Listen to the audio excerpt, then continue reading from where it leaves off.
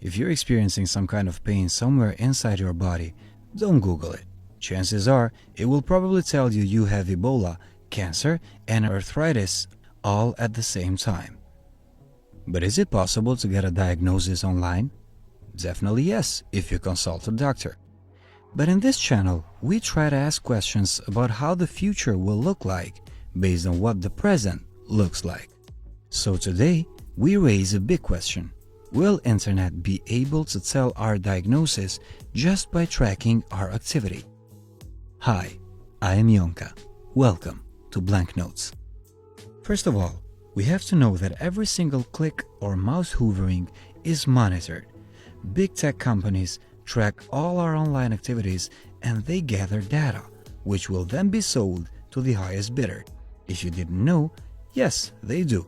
That's how they make the money. That's how they know you want to buy a new laptop. So the theory is that as our everyday lives become inseparable from the digital one, in the near future, every single step will leave a track. Data gathering companies know our routines, our shopping list, our location, and so on. And if studied for long periods of time, that data can tell a lot for our health, physical and mental. Basically, when your doctor asks about your life, he is not trying to get intimate. He wants to know what your body goes through. Smartphones are now extensions of our bodies. Combined with other gadgets, they know exactly when we go to sleep and when we wake up, therefore sleep schedule. Gadgets do know how many days you work, what means of transport you use. Do you drive or do you commute? What kind of job you have? Do you sit down? Do you move a lot?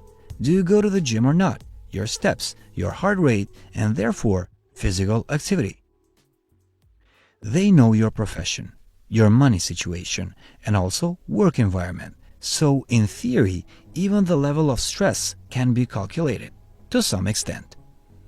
And lastly, your shopping habits. It may seem unthinkable that there is somebody behind the screen calculating how much nutrition you take in, knowing each and every ingredient there is in the food you are eating. And you're right. Nobody in their sane mind would give a man such a task. But they would definitely give it to a computer. And of course, feeding your symptoms, past or present, to the internet is absolute gold. The medicine you order, vitamins you need, drugs you prefer. You can be sure that a record of your health history is definitely stored in some folder, in some hard drive that you have no idea about. Now, of course, even if they would know every single detail of what we mentioned before, the assumptions would be vague, and they would still face three issues. Families. Assuming that one of the biggest factors to be monitored will be the shopping list, food and utilities, the data will remain in household funds. Sure, based on age, gender, and lifestyle, the system could try to assume, but the science wouldn't be exact. Unless we personally feed the system with every intake, it will be impossible to divide family members. Non-digital side activities. Life at this stage is still pretty detached from the digital one. There is still cash services.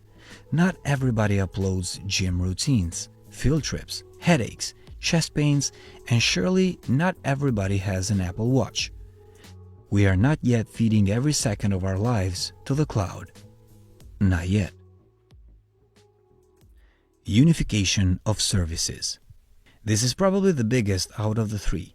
As the line between search engine, service hardware providers, and money institutions becomes thinner by the leaders of big tech, having a private life fades more and more.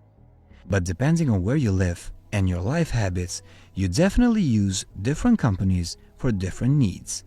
So the records would still miss the full picture of your life. But just think about it. Your iPhone knows when you wake up, when you clocked in, what was the road to there like, what you surfed the net for. Apple Watch knows your heart rate, whether you exercised. Apple Music knows every mood swing of yours, and finally, Apple Pay knows what and when you are eating. And with all that data tracking stored, serious opinion will definitely matter. So, will there be a need to go to the doctor? Yes and no. Software is trying hard. You would be surprised to know how far machine learning and AI has gone into interpreting X-rays and other diagnostics. But that still requires going to the clinic. Data tracking can only do so far. Perhaps brain chips will do it. But will lifestyle monitoring take a place in how we will approach health? That is for sure going to happen. That's all for today. Catch you in the next one.